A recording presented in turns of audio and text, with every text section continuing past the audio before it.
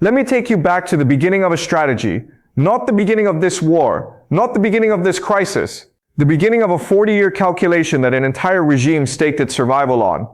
The calculation was elegant in its simplicity. Control the Strait of Hormuz, that narrow 21-mile wide corridor of blue water at the bottom of the Persian Gulf, and you control the world. Block the strait and the global oil supply chokes.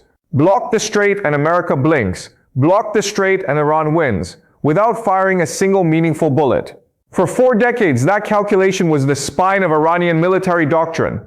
It was the foundation of everything the Islamic Revolutionary Guard Corps built. It was the insurance policy the supreme leader kept locked in the vault.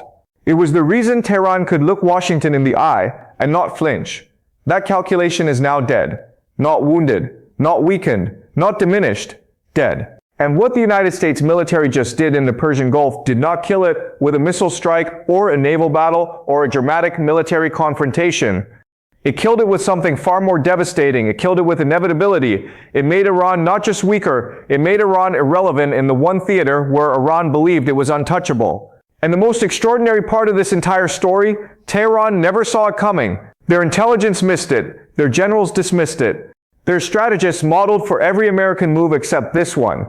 And now the supreme leader is sitting inside a regime that spent 40 years and hundreds of billions of dollars constructing what it believed was the world's most powerful geographic weapon, only to discover that the weapon had been quietly, surgically, permanently neutralized while Iran was busy giving speeches about it on state television. Today, I am going to show you exactly what the United States just deployed in the Persian Gulf.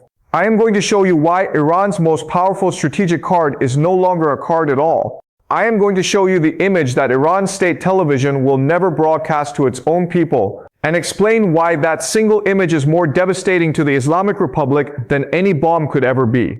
And I am going to show you the complete picture, the full strategic architecture that America has been quietly assembling around Iran for 3 years. Because the strait is only one wall of a structure that now surrounds the Islamic Republic from every direction simultaneously. By the time we are done, the Middle East will look fundamentally different to you than it did when you started reading this. Let us begin. On the surface, it looked routine. U.S. Central Command, CENTCOM, announced what appeared to be a standard maritime security operation in the Persian Gulf. Another patrol, another exercise, another show of presence in waters America has patrolled for decades. The press release was dry and bureaucratic. Most journalists filed it under nothing new and moved on to the next headline.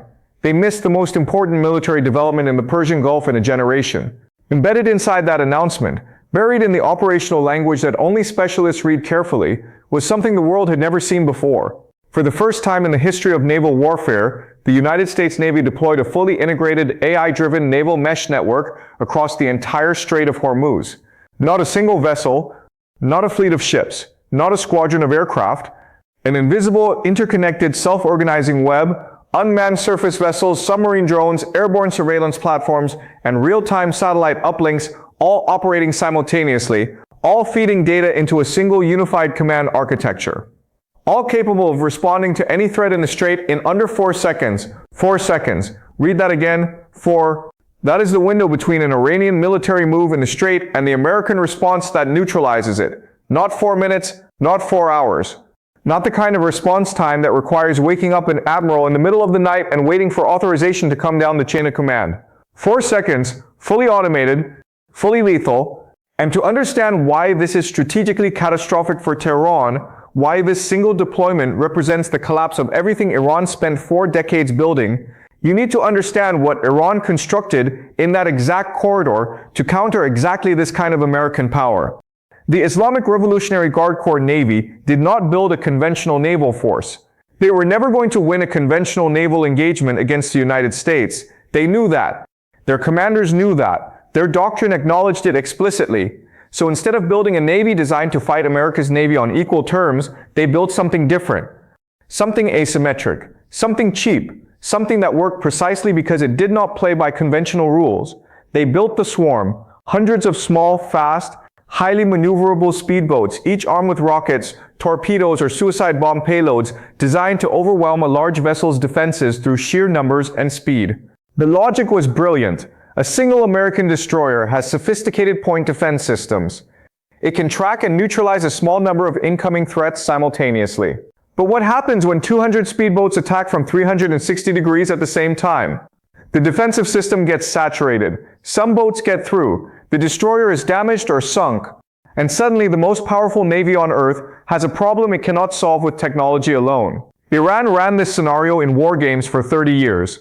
It looked terrifying in exercises. It worked against simulated American defenses in every model Iran built. Iranian commanders spent billions developing it, refining it, and training for it. They paraded it on state television.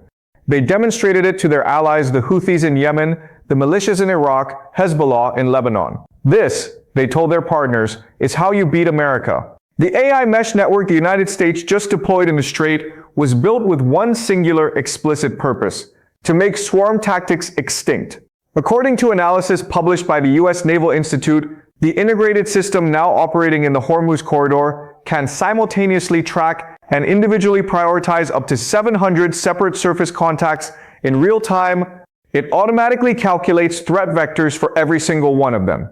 It coordinates counter responses across multiple unmanned platforms. It makes engagement decisions and executes them, all without a human operator making a single decision in the kill chain.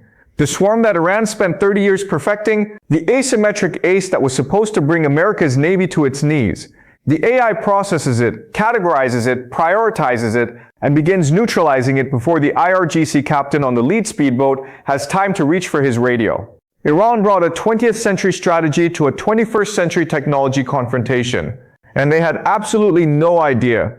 Now, I want you to picture something. An Iranian fisherman, weathered hands, a small wooden boat, the kind of vessel his father used and his grandfather before that. He is in the Persian Gulf, doing what his family has done for generations, and his boat is stopped.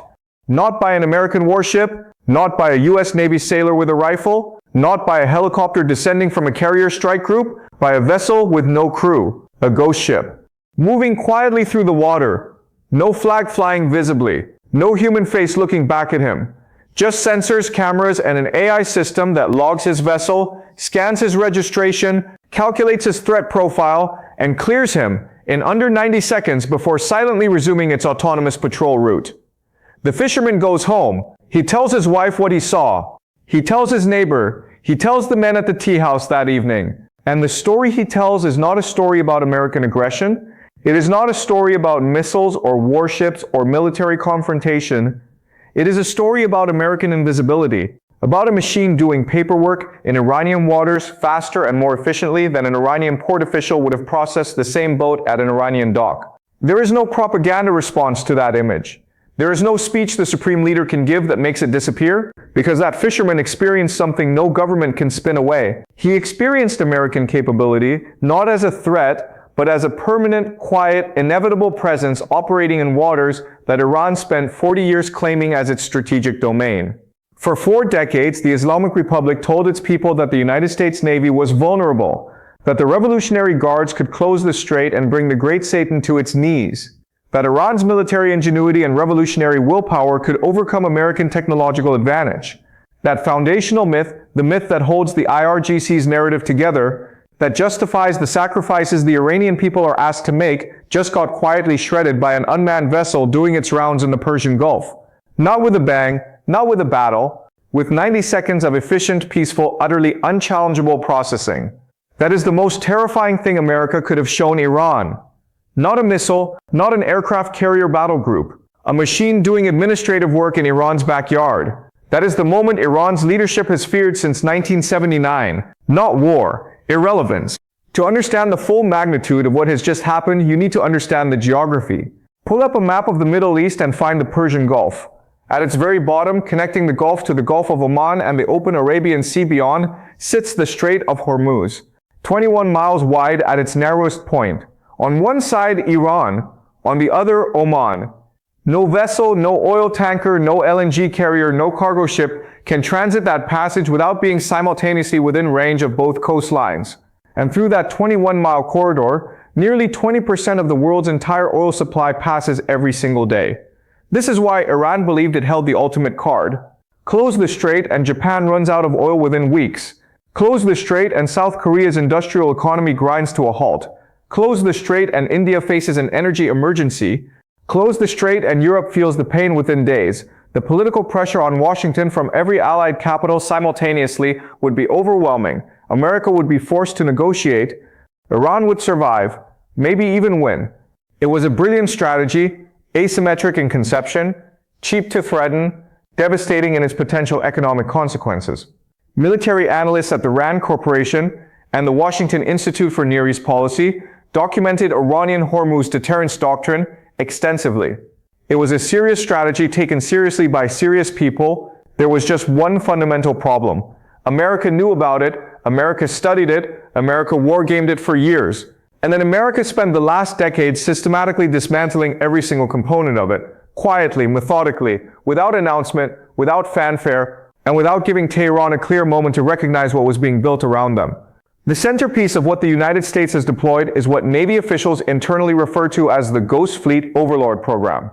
Now entering its operational phase in the Persian Gulf after years of testing in the Pacific, this is not a classified secret program whispered about in intelligence circles. This is a documented, publicly acknowledged naval initiative that most people simply did not pay attention to. The Ghost Fleet consists of unmanned surface vessels, ships with no crew, ranging from 135-foot patrol craft to larger platforms capable of carrying weapon systems, advanced sensors, and full electronic warfare suites. They are powered by AI navigation systems that learn their operational environment over time. They are networked to each other in real time.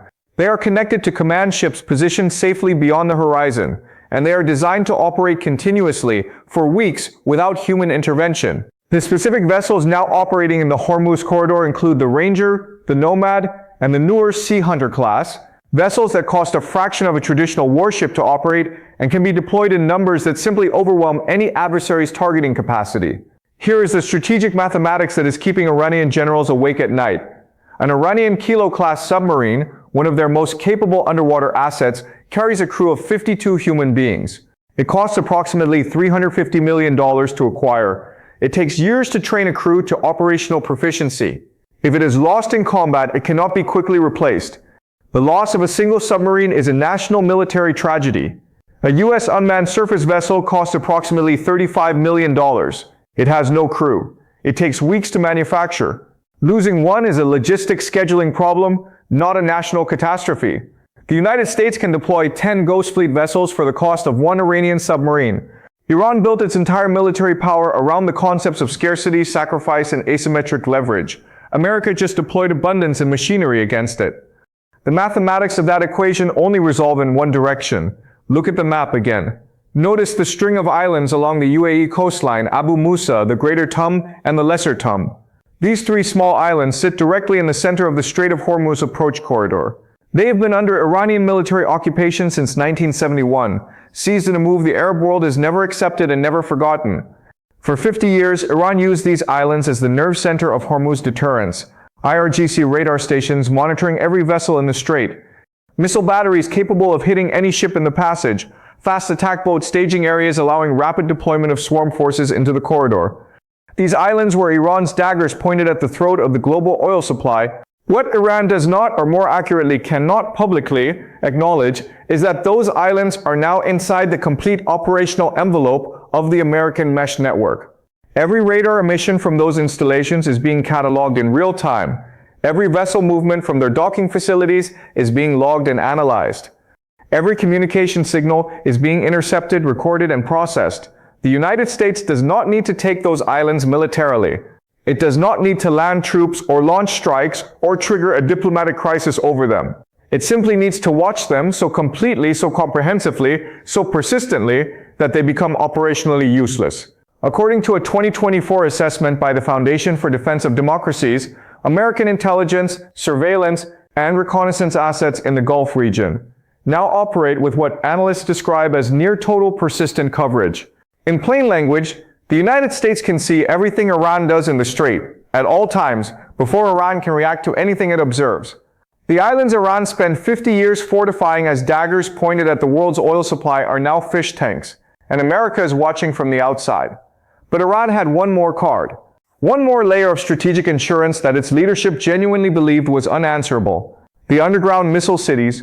Over the past decade, the IRGC's aerospace force constructed what Supreme Leader Khamenei himself publicly called missile cities, vast underground tunnel complexes bored deep into mountain ranges across Iran, housing thousands of ballistic and cruise missiles at depths that conventional bombs were never designed to penetrate.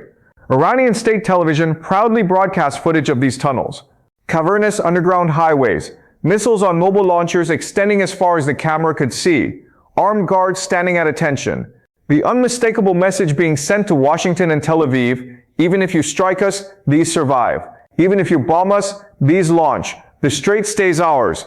Tehran believed this was the ultimate insurance policy, the guarantee that even a full American military campaign could not completely neutralize Iran's retaliatory capacity. Here is the detail Tehran works very hard not to discuss publicly. In late 2024, the United States Air Force confirmed the operational deployment of the GBU-57 massive ordnance penetrator, a 30,000-pound bunker-busting bomb capable of penetrating 200 feet of reinforced concrete before detonating. The B-2 Spirit stealth bomber, the same aircraft that struck Houthi targets in Yemen in 2025, demonstrating its operational reach across the region, can carry two of these weapons simultaneously. It can reach any target in Iran from Diego Garcia without refueling, without entering any regional nation's airspace, without requiring diplomatic permission from any ally, without triggering any radar system currently operated by Iran. 2 bombs per aircraft.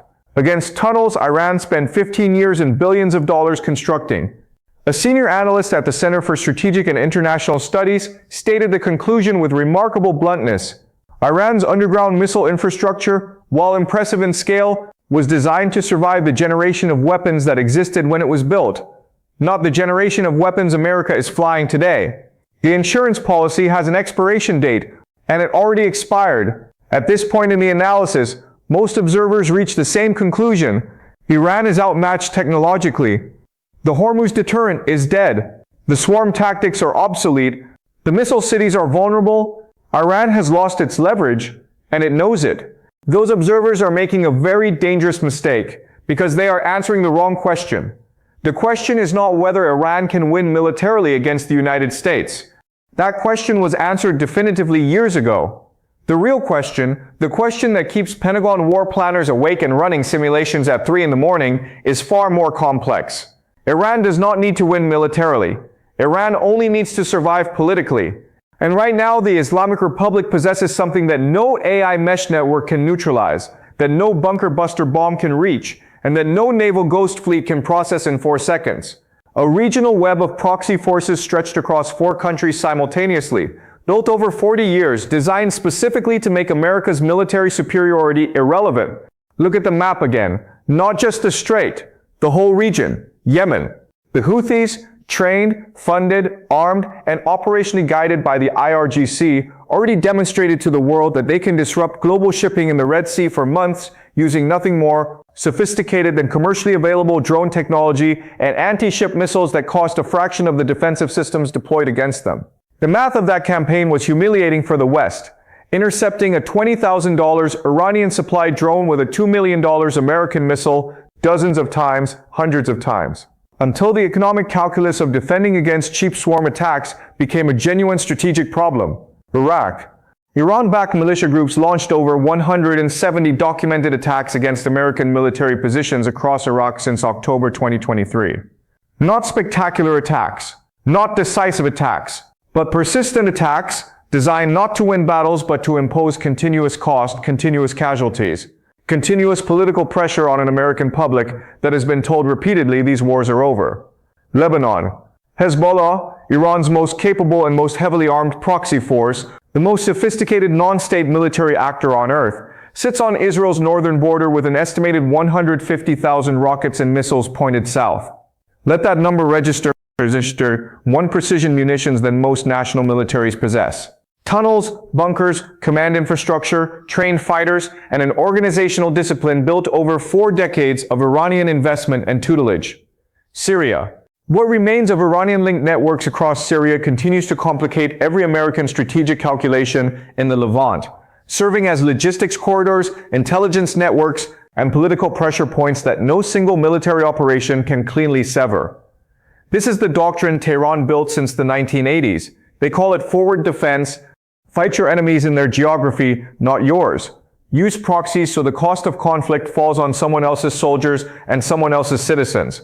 Make America bleed slowly, not dramatically, until the political cost at home exceeds the political will to continue. And here's where the situation becomes genuinely dangerous. Military historians call what happens next the cornered animal problem. When a power concludes that its primary strategic deterrent is collapsing, when it realizes the card it has been holding for decades is being taken from its hand, it does not respond by becoming more cautious or more rational or more open to diplomatic compromise.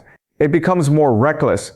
The temptation to activate the proxy network in a dramatic, coordinated, simultaneous way becomes overwhelming precisely because the conventional deterrent is failing. The question hanging over every war game being run in the Pentagon right now is not whether America can defeat Iran militarily. That was answered years ago. The question is what Iran does in the 48-hour window after its leadership concludes with finality that Hormuz is gone forever. Whether the proxy network gets activated, all of it, simultaneously across all four theaters before that window closes. That is the scenario American strategy must answer. And we are about to show you exactly how it is being answered. The United States did not simply deploy a technology in the Strait. Over the past 3 years, Washington has been quietly, methodically, and deliberately constructing a strategic architecture designed to surround the Islamic Republic from every direction at once. The Strait deployment is one wall, but there are three more. For years, the Gulf Cooperation Council states, Saudi Arabia, the UAE, Qatar, Kuwait, Bahrain, and Oman maintain what diplomats politely called a hedging posture toward Iran. Translation, they were afraid of Tehran, and they paid quiet diplomatic tribute to avoid provoking it. That era is over. Since 2023, the United States has transferred an unprecedented volume of advanced military hardware to Gulf partners in a systematic, deliberate program of regional capability building. Saudi Arabia has received upgraded Patriot PAC-3 MC air defense batteries, systems capable of intercepting Iranian ballistic missiles at ranges and altitudes that the older generation of Patriot systems could not approach. The UAE has signed acquisition agreements for THAAD, the Terminal High Altitude Area Defense System, giving Abu Dhabi a missile shield that covers the entire southern Gulf coastline. Bahrain, which hosts the U.S. Navy's 5th Fleet headquarters, has expanded its basing agreements significantly.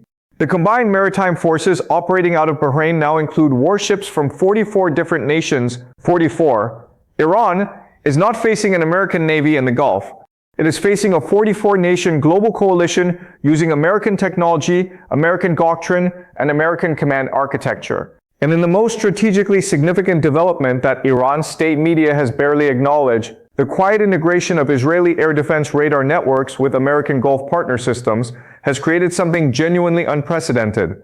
For the first time in the history of the region, a unified surveillance architecture spans the sky above the entire Middle East, feeding simultaneous tracking data to systems in multiple countries the moment any Iranian missile leaves its silo. The sky above the Persian Gulf is now one integrated surveillance grid, and Iran is inside it. Most people focused on the diplomatic headlines surrounding Iran nuclear negotiations missed a logistical detail that Iranian military planners absolutely did not miss. In early 2025, the United States quietly pre-positioned a squadron of B-2 Spirit stealth bombers at Diego Garcia, the remote American airbase positioned in the Indian Ocean. This is the same base from which B-2S launched the strikes on Houthi targets in Yemen, demonstrating in live operational conditions the aircraft's ability to strike targets across the entire Middle East region. From Diego Garcia, the B-2 can reach any target inside Iran without entering the airspace of any regional nation, without requiring refueling stops that would need diplomatic authorization, without triggering any radar system that Iran currently operates. The B-2 has a radar cross-section roughly equivalent to a large bird. Iran's most advanced air defense system, the Russian-supplied S-300, was specifically engineered to defeat a previous generation of aircraft. Not this one. Iranian air defense commanders have run the simulations. They have modeled every scenario. The conclusion is always the same. If B-2S are launched toward Iran, Tehran will not know they are inbound until the bombs have already detonated. Supreme Leader Khamenei can deliver a speech tomorrow declaring that America will never dare strike Iran. His generals, sitting in the room where the actual intelligence briefings happen, where the real threat assessments are read and not performed for cameras, know a fundamentally different truth. The bombers are not coming, they are already there. The targeting coordinates already exist. The mission planning is already complete. The operational authority structure is already in place. This is not a threat being constructed, this is a permanent condition. For years, Iran found creative and resourceful ways to circumvent American sanctions. Chinese state-linked companies purchased Iranian oil through elaborate shell company structures and third-country intermediaries. Money moved through currency exchange networks in Iraq, Turkey, and the UAE. The system was inefficient and expensive. Iran never got rich from it, but it worked well enough to fund Hezbollah, supply the Houthis, pay the Iraqi militias, and keep the IRGC operational. That pipeline is now being surgically dismantled.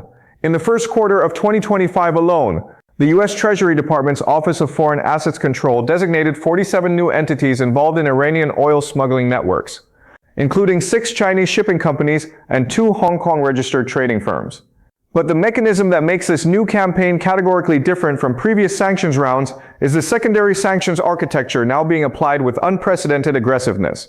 Any financial institution in any country that processes transactions for designated entities is automatically severed from the US dollar clearing system. Given that 88% of all global trade is either denominated in or cleared through US dollars, this is not a diplomatic inconvenience. This is financial suffocation. The numbers tell the story with brutal clarity. According to the Institute of International Finance, Iran's usable foreign exchange reserves have fallen to levels that give the regime less than 18 months of import capacity at current consumption rates. The Iranian rial has lost 60% of its value against the dollar since 2022. Inflation inside Iran is running above 40% annually. The Revolutionary Guards can parade missiles through Tehran. They cannot parade a functioning economy. And this brings us to the wall that closes last.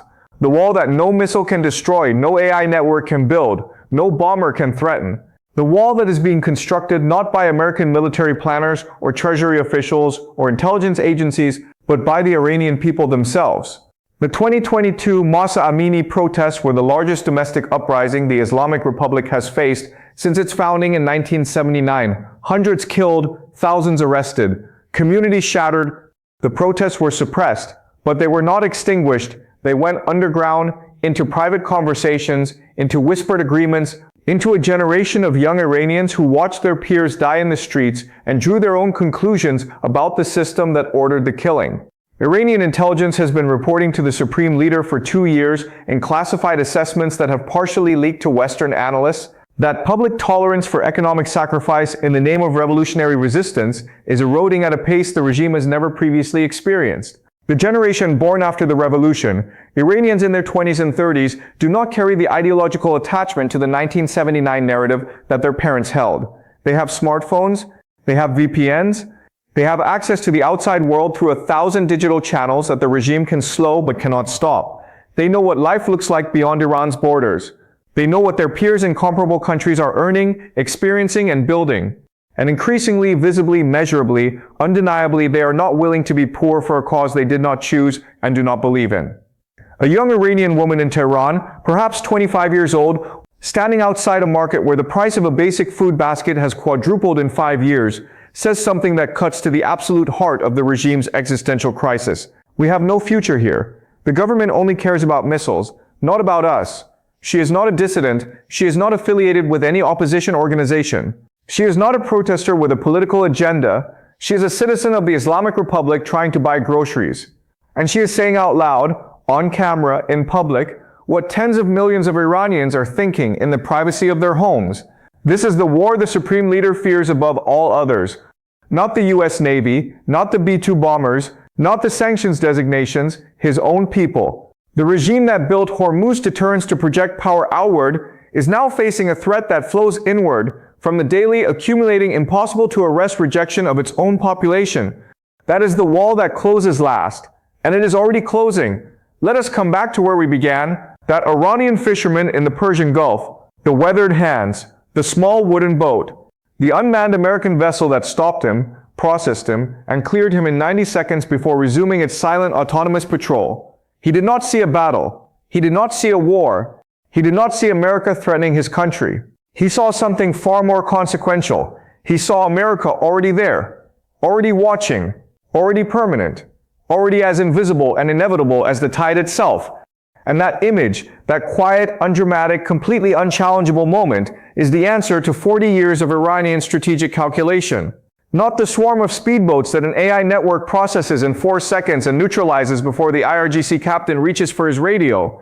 Not the underground tunnels that a B-2 can reach from 2,500 miles away with bombs designed specifically to penetrate them.